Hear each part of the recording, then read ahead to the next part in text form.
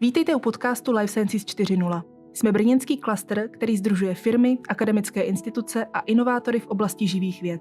Od roku 2022 propojujeme biznis s akademickou sférou a vytváříme prostředí, kde mohou vznikat nové nápady, spolupráce i řešení s reálným dopadem. Life Sciences 4.0 funguje pod záštitou Regionální hospodářské komory Brno a na realizaci našich aktivit regionální kanceláře v letech 2024 a 2025 jsme získali podporu z rozpočtu Jihomoravského kraje. Podcasty navazují na naši dlouhodobou misi propojovat, inspirovat a rozvíjet komunitu, která má ambici posunout český sektor živých věd kupředu. Ať už jste výzkumník, podnikatel, student nebo jen zvídavý posluchač, jste na správném místě. Věříme, že vás náš podcast inspiruje, přinese nové pohledy a hlavně chuť být u toho. Příjemný poslech. Vítejte u nové epizody podcastu Life Sciences 4.0. Dnes se podíváme na farmaceutický vývoj trochu jinak, než jsme zvyklí. Vývoj léčiv je často rozdělen mezi mnoho firem. Někdo řeší molekulu, jiný lékovou formu a další kliniku. To ale často znamená zdržení, vyšší cenové náklady a někdy i konec celého projektu. Existuje ale model, který všechny tyto kroky spojuje do jednoho plynulého procesu, od molekuly až po první klinická data. A právě o tom si dnes budeme povídat. Mými dnešními hosty jsou Karel Zelenka a Pavel Calta, spoluzakladatelé společnosti Capagi. Pánové, vás tady vítám. Díky. Capagi se zaměřuje na vývoj malých molekul a řešení technických výzev, které rozhodují o tom, jestli se z dobrého nápadu opravdu stane ten finální lék. Společně se společností Scale-up Laboratory, Výzkumným ústavem veterinárního lékařství a farmaceutickou fakultou Masarykovy univerzity jste vytvořili unikátní ekosystém, který propoje celý farmaceutický vývoj pod jednou střechou. Ještě než začneme s první otázkou, tak pro diváky, kteří sledují náš podcast na YouTube, připomínám, že na obrazovce se za chvíli objeví QR kód, po jehož naskenování se můžete podívat na detailnější strukturu celého systému a zároveň také na reference od spokojených zákazníků napříč Evropskou unií. A nyní už tedy k první otázce. Pavle, já začnu u tebe. Můžeš stručně představit koncept platformy a proč jste se vůbec rozhodli takto propojit vývojové kompetence? Prvně já bych chtěl poděkovat za pozvání. No, platforma je vlastně konzorcium 4 subjektů. Jsou to 2 průmyslové subjekty, což je Capagi a Scale-up Laboratory, a pak dvě vlastně špičkové akademické pracoviště v České republice, což je Výzkumný ústav veterinární v Brně a Farmaceutická fakulta Masarykovy univerzity v Brně. To, co my jsme vlastně tímhletím konzorciem udělali, je, že jsme propojili všechny fáze, které jsou vlastně nezbytné od toho, abyste, když si identifikujete molekulu, tak ji dodali až na trh. Důležité, co je potřeba zmínit na začátku, je, že se bavíme o oblasti malých molekul. Nebavíme se tady o biomolekulách. A vlastně to, proč jsme tohle konzorcium udělali, jednak to byla nějaká dlouhodobá naše vize v Capagi, ale nečekali jsme, že se k tomu takhle, dá se říct, rychle dostaneme díky těm spolupracím. No a my vlastně se snažíme reagovat na několik trendů, které dneska vlastně ve farmacii dlouhodobě jsou v té oblasti malých molekul. Jedna věc je, že když se podíváte na tuhle oblast, tak máme neustále jakoby těžší molekuly, které přicházejí na trh. To znamená, jsou špatně rozpustný, člověk musí vlastně víc tomu rozumět, tak aby byl schopný ve finále udělat něco, čemu se říká bioekvivalence, to znamená projít klinickým testováním na lidech a ukázat, že vlastně ta vaše formulace, ta vaše léková forma je obdobná tomu, co má ten originální lék. To je jeden z těch klíčových trendů. Další je to, že když se dneska podíváme na vlastně dodavatele účinných látek v Evropě, tak jsou takřka vlastně na pokraji zhroucení díky cenové politice asijských firm. Teď vlastně my jsme byli v říjnu na CPHI, což je jedna z největších farmaceutických veletrhů v Evropě. A opět došlo k razantnímu vlastně snížení cen všech čínských dodavatelů. To znamená, že dneska, pokud jste nějaká střední firma v Evropě, která chce dodávat účinné látky, tak nemáte vlastně šanci dodávat standardní účinné látky. A my tady hodně budeme používat výraz API, což je zkratka pro účinné látky, z anglického Active Pharmaceutical Ingredients, tak jenom aby diváci věděli. No a tohle je vlastně klíčová věc, kdy tady potřebujeme dojít k nějaký změně, kde vy už nebudete dodávat jenom účinnou látku, ale dáte k tomu nějakou přidanou hodnotu.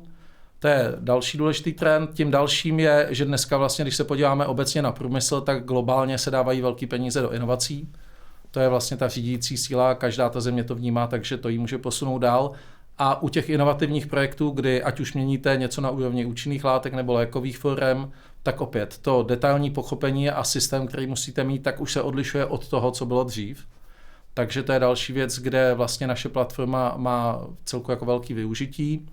No a ta poslední věc, kterou bych zde asi zmínil, je to, že vlastně my propojujeme tu část API vývoje a vývoje lékové formy. Protože když se podíváme na ten svět malých molekul, tak ho můžeme z jednoho úhlu pohledu rozdělit na firmy, které dělají jenom účinné látky a na firmy, které dělají jenom lékové formy. A to už vlastně u těch inovativních projektů dneska nejde. Takže tohle je jedna z těch klíčových věcí, kterou my vlastně dodáváme. Určitě se později dostaneme i dál k tomu, co přesně děláme. Karle, Pavel už to tady trošku načnul ohledně spolupráce vlastně 4 firm nebo 4 subjektů. Jak ta spolupráce Capagi, Scale-up, Výzkumný ústav veterinárního lékařství a Masarykova univerzita vzniknul? Byla to strategická volba nebo to byl nějaký organický vývoj? Jo. Nejdříve teda díky za pozvání taky a já teda zareaguju na tu otázku. Vlastně tohleto všechno vzniklo na základě požadavku zákazníků, kteří za námi chodili a stále víc a víc chtěli od nás stále víc a víc věcí, jestli pro ně nejsme schopni dělat tu část vývoje. Takže takhle postupně vlastně to vzniklo organicky, nicméně tohleto jde ruku v ruce s naší vizí, jak budovat to, co děláme a kam vlastně chceme směřovat do budoucna. Jo, takže vzniklo to organicky, nicméně je to prostě naše vize do budoucna, jak chceme dál pokračovat. A to, proč si myslíme, že vlastně jakoby za námi ty zákazníci s tím chodili, ačkoliv třeba tohle úplně nebyl náš core business, tak bylo to, že my těm zákazníkům typicky nedáváme jenom výsledky, třeba jako servisní organizace, ale my jim pomáháme to interpretovat ty výsledky a říct, kam by nakonec ten jejich produkt měl jakoby směřovat, k čemu by měl jakoby dojít.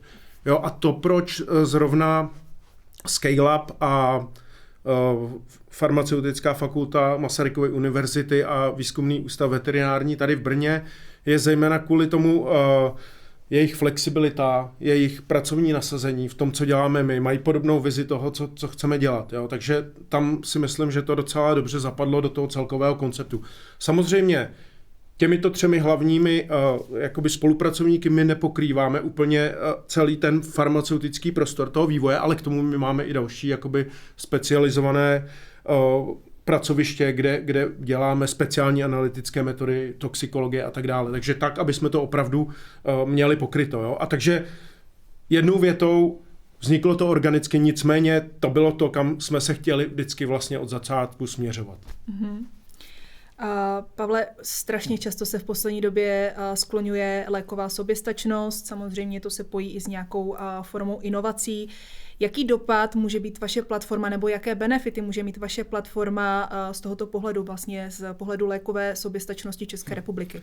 No to je skvělá otázka, odpověď je tak na 2 hodiny asi. Tak já se to snažím zjednodušit. Já se to budu snažit zjednodušit.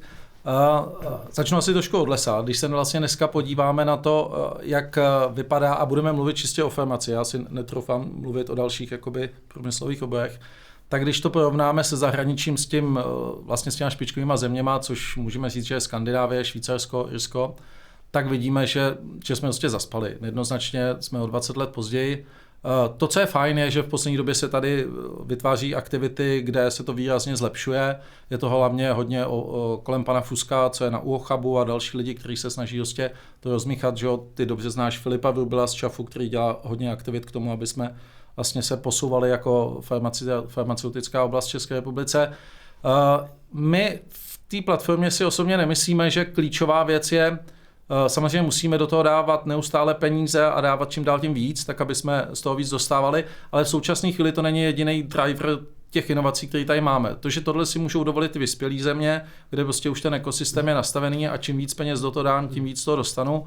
U nás s tím souvisí další věci, na kterých je potřeba pracovat. Jedna z nich je obecně ten systém upravit tak, aby v každé fázi toho startupu mu napomáhal, což teď si nejsem úplně jistý, že tady dobře, a chce to výrazně zjednodušit. My jako firma, která se třeba díváme na grantové výzvy, tak v tom se nedá vyznat. Je to naprosto šílený, musíte na to mít člověka, kterýho si musíte platit, a představa toho, že mi vznikne startup a já všechno tohle musím absolvovat, je skutečně složitý, takže zjednodušení. Tam si myslím, že ta platforma naše nemá takový dopad rozhodně. Ale to, kde si myslíme, že můžeme hrát celku významnou roli, a to je za mě jako dlouhodobá věc, na který se musí v České republice pracovat, a to je nějaká kultura a mindset těch lidí. Dneska, když se podíváte na mladý lidi, co jdou z vysokých škol, tak vlastně oni mají jenom 2 cesty, kam můžou jít. Buď to budou dělat do akademie, dál nějakou vědeckou kariéru, anebo jdou do nějaké firmy, ať už průmyslový nebo nabízející nějaký servisy prodeje, ale vlastně nikdo neuvažuje nad tím, že si udělá vlastní firmu. A tohle je tady potřeba změnit a změnit se to musí tím způsobem, že vlastně ty mladí lidi uvidí, že to jde. To znamená, potřebujeme dostat na trh nějaký startupy, který to vlastně dokážou, což právě ty malé molekuly mají výhodu, jenom aby diváci věděli, pokud máte nápad, tak za 5 let jste schopný být na trhu. Jo, což je docela dobrá doba z pohledu biomolekul, kde vám to bude trvat minimálně 15, i ty rizika jsou tady nižší. No a samozřejmě my vnímáme to, že pokud se nám povede sem dostat startupy ze zahraničí, protože právě tu industrializaci, co děláme, tak v těch vyspělých zemích paradoxně moc není. Tam jsou všichni vědci nebo dělají ve velkých firmách, takže my jsme hodně v kontaktu s největším farmaceutickým klastrem, který je v Irsku, jmenuje se SSPC, a tam vlastně jsme měli hodně z těch diskuzí, jestli to, co my chceme dodávat v té platformě, tak jestli vlastně sedí na to jejich portfolio těch startupů, co mají, a už jsme několik vlastně startupů i takhle dělali. Takže pro nás je to, že chceme nalákat lidi sem. Pokud by se k tomu povedli udělat grantový výzvy v České republice, tak se může stát i to, že sem třeba nabídneme tomu startupu, že mu tu část tady zaplatíme jako Česká republika s tím, že ten startup pak tady bude. Když si vezmeme, že největší přidaná hodnota z průmyslových odvětví je farmacie, tak tohle je jedna z cest, jak tady vlastně může Česká republika asi docela dobře vydělat peníze. A navíc ty lidi, co budou od nás vlastně spolupracovat s těma startupama, tak uvidí, že to dává smysl a tímhletím by se to dalo docela hezky jakoby rozjet. Jenom se ještě dozeptám, zmínil si SSPC a oni to teda nemají v Irsku a přitom to je jeden z nejvyvinutějších klastrů, takže my bychom byli opravdu průkopníkem. Jo, já neříkám, že to nemají, takhle komplexně to nemají. Ten důvod je vlastně, že tam jsou skutečně špičkové věci, takže mají neuvěřitelně propracovaný systém jak na univerzitách, tak vlastně i se státem, jak to všechno dělat, a myslím si, že hodně věcí se tam dá vlastně od nich de facto stáhnout. Navíc jsou to lidi, kteří jsou i ochotní vlastně pomáhat ostatním, ale ta industrializace vlastně není to, co by tam ty lidi dělali. Buď to chtějí dělat tu špičkovou vědu, anebo tam je takové množství velkých firm, kde jsou ty příležitosti, že vlastně na tom trhu práce takovýhle uskupení, jako jsme my, není. Teď jsme se teda bavili o těch potenciálních firmách, které se mohou díky tomu přijít, ale co je ten sektor těch cílových zákazníků? Jaké zákazníky by vaše platforma měla oslovit? No, takže ty zákazníci, víceméně už to tady padlo několikrát, jsou to zejména startupy z univerzit nebo z nějakých výzkumných organizací, kde samozřejmě tam typicky jakoby jsou geniální lidi, kteří dobře znají tu svoji technologii, tu svoji problematiku. To, co mají dělat, to, co oni neznají, jsou právě ty industriální standardy nebo i GMP standardy. A oni teda popravdě ani na začátku jako toho projektu to nemůžou řešit. Jo? Nemůžou se zabývat nějakým možná ICH stabilitama, něčím takovým. Jo, to je, možná přichází až později, ale tady přicházíme do hry my právě, kde jim pomáháme směřovat opravdu čeho ten produkt musí dosáhnout, protože na konci, když to chceme jakoby registrovat a chceme to prodávat, tak samozřejmě všechny tyhle věci musí být splněno, všechny stability, všechny validace analytických metod, všechna ta regulatorní část prostě musí být splněna. Takže tohle určitě je jeden z těch klíčových zákazníků. Potom další jsou třeba API firmy, nebo API firmy vyrábějící API, který se chtějí switchnout z API třeba do lékové formy. Jo, tak tam ta naše přidaná hodnota je v tom, že my jim pomůžeme vybrat vhodnou formu té API, takže to máme dobře ocharakterizováno. Je to z několika důvodů. Můžou to být patentové důvody, můžou to být výrobní důvody, ale tady je, na co my klademe velký důraz, je opravdu jako mít tu API dobře ocharakterizovanou a vědět, jak se nám to potom chová v té finální lékové formě, jestli to nedělá problémy při výrobě, při stabilitách. Takže tohle je něco, co je za nás jako naprosto klíčová věc. Další, to můžou být taky výrobci lékové formy, jo, protože typicky v tom životním cyklu toho produktu se řeší, ano, přidáme si druhý, třetí zdroj API, přidáme si jinýho dodavatele excipientů a najednou začínají problémy ve výrobě, nechodí nám to, nedej bože, nám nedrží stability, jo, tak tohle je věc zase zpátky k té charakterizaci a absolutně perfektnímu pochopení chování API a vlivu na tu finální lékovou formu. Takže tady taky vidíme příležitost a samozřejmě může to být i jakoby obrovský nadnárodní farmaceutické firmy, kde oni všechny tyhle ty věci, co my děláme, samozřejmě mají in-house. To určitě a ta kvalita tam je. Nicméně někdy prostě ty procesy v těch firmách nejsou tak flexibilní, jak jsme schopní flexibilní být my. A tam vidíme jako potenciál v tom, že jsme jim třeba rozšířili trošku prostě ten jejich interní vývoj a pomohli jim v tom, kde potřebujou, zejména pokud se jedná o čas, jakoby pomoc. Jo? Protože čas v těchto těch projektech vývojových nebo správný načasování je vždycky naprosto jakoby klíčový za nás. Jo? Takže my nemíříme na jeden konkrétní sektor, my míříme vlastně na celý farmaceutický průmysl a víceméně už i s touhle platformou jsme víceméně všechny typy těch projektů už dělali. To zní skvěle. Já mám jednu takovou možná záludnou otázku, protože je to vysoce komplexní a vědecká disciplína, to už jsme tady za těch pár minut pochopili. Pavle, můžeš nějakým zjednodušeným způsobem vysvětlit posluchačům, co ta platforma nabízí a vlastně co je cílem té platformy? Já to teďka se budu snažit fakt maximálně zjednodušit, aby to bylo částečně pochopitelné, ale omlouvám se, že půjdu do trošku technického detailu. Pojďme si to vlastně ukázat na tom příkladu, kdy jedeme úplně od začátku do konce, ať si to popíšeme celý. Samozřejmě máme plno zákazníků, kterou potřebují jenom určitou část, takže pro ně děláme i určité části, což je naprosto v pořádku, to je, my se snažíme těm zákazníkům pomoct a oni prostě něco mají, něco nemají, takže jde i o typ toho zákazníka. Když to vezmeme od začátku, tak vlastně jsme schopni dneska, když vezmeme nějakou malou molekulu, tak jsme schopni udělat celou syntézu, ať už standardní nebo inovativní. S tím, že u toho vlastně už, pokud je to potřeba, tak tam modifikujeme ten poslední krok, to znamená, že děláme nějakou modifikaci té molekuly na úrovni krystalické mřížky, nebo z toho děláme nějaký sole jako krystaly, nebo dokonce u těch inovativních projektů se můžeme dostat částečně na modifikaci té molekuly, čemu se říká prodrug. V téhle chvíli, kdy nám tohle běží, tak tam vidíme první výhodu v té platformy, protože u toho my už si můžeme začít dělat vlastně analýzu toho originálního léku, čemuž říkáme reverzní inženýrství, to znamená, že to rozebereme do detailu a pochopíme ten originál, jak funguje, protože to je klíčový k tomu, aby jsme pak mohli jít a ty formy účinných látek, které jsme si vybrali, tak si je musíme fyzikálně a chemicky charakterizovat a porovnat a na základě té znalosti té originální formy se vlastně uděláme první predikci toho, které ty formy mají největší šancí dál do té lékové formy. V tuhle chvíli, kdy tohle máme, tak okamžitě jdeme vlastně připravovat tu lékovou formu, já to tady zjednoduším, tabletu. To znamená, že vezmeme ty prototypy těch účinných látek a dáváme to do tablety. Už je to všechno na industriálním standardu, tak aby to bylo možno později škálovat.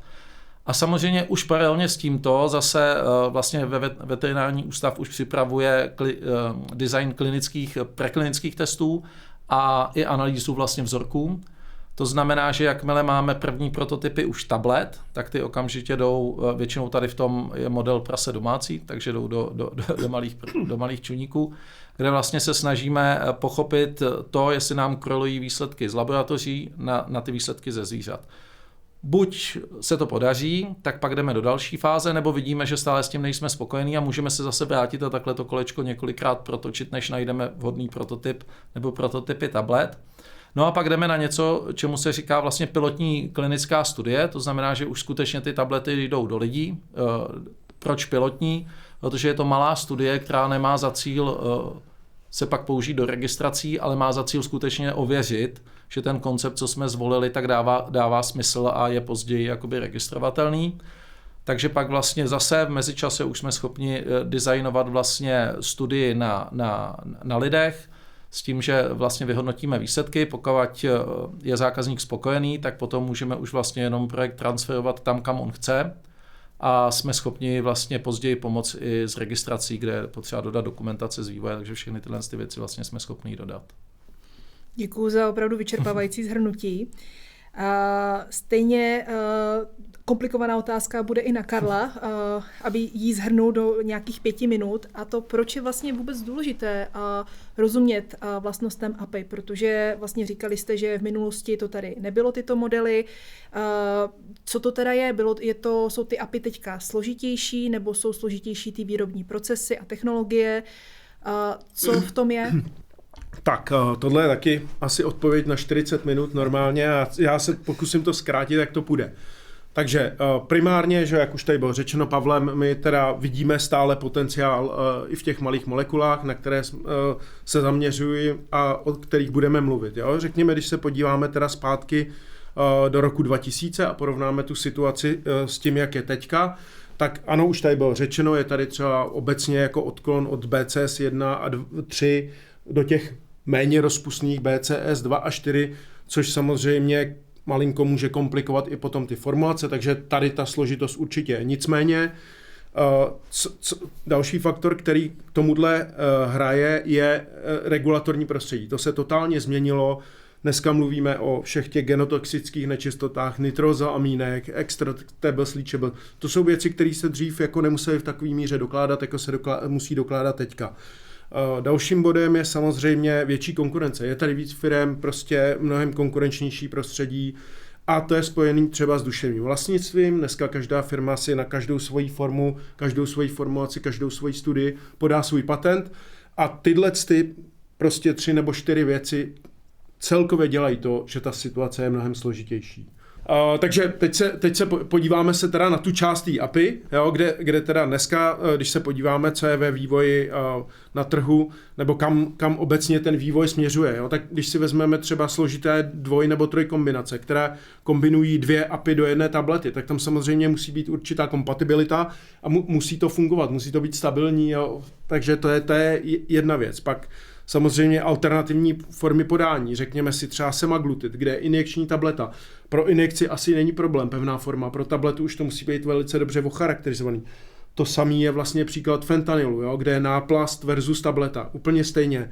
Nebo zolmitriptan, kde máte nosní sprej versus tableta. Takže tohle nám ukazuje, že prostě zejména pro ty pevné formy, řekněme, to musíme mít velice dobře ocharakterizované. Ale to je to, o čem jsme tady mluvili.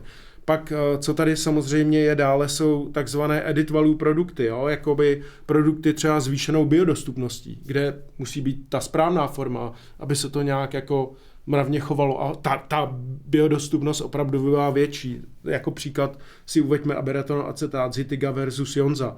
Jo? Pak samozřejmě jsou ve vývoji taky produkty, které mají potlačit nebo nepotlačit food efekt, jo? Vliv jídla na tu absorpci nebo pH, takže s tím opět prostě je to o té API a o znalosti dokonale toho, co já používám pro tu danou formulaci.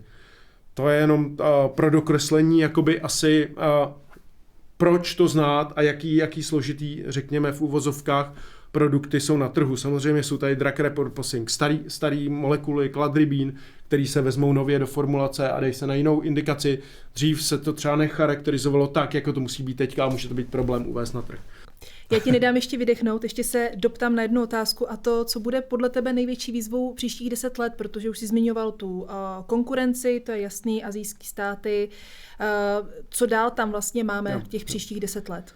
Jo, takže ano, konkurence, to už tady nebudu opakovat, to si myslím, že je jasný a tady na tom my jakoby trošku pracujeme a ta vize tady už byla nastíněná Pavlem.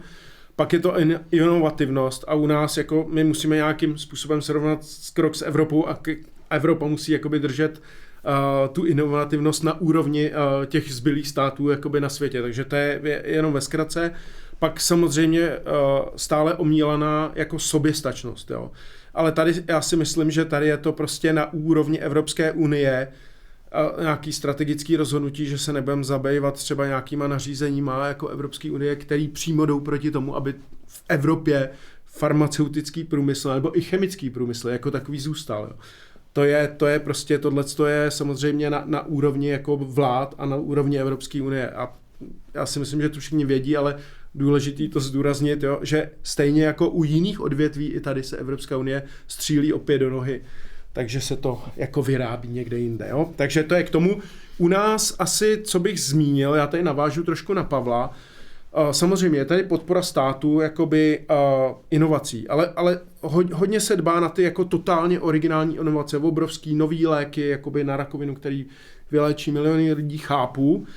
Nicméně to je jako já to podporuji, ale je to hrozně rizikový. Proč nepodporovat i nějaký menší inovativní produkty, třeba i generický edit value produkty, který nepřinesou miliardy, ale jakoby něco přinesou. Třeba se tady založí startup, který tady bude mít headquarters a začnou se vychovávat lidi. A k tomu jsem se chtěl dostat.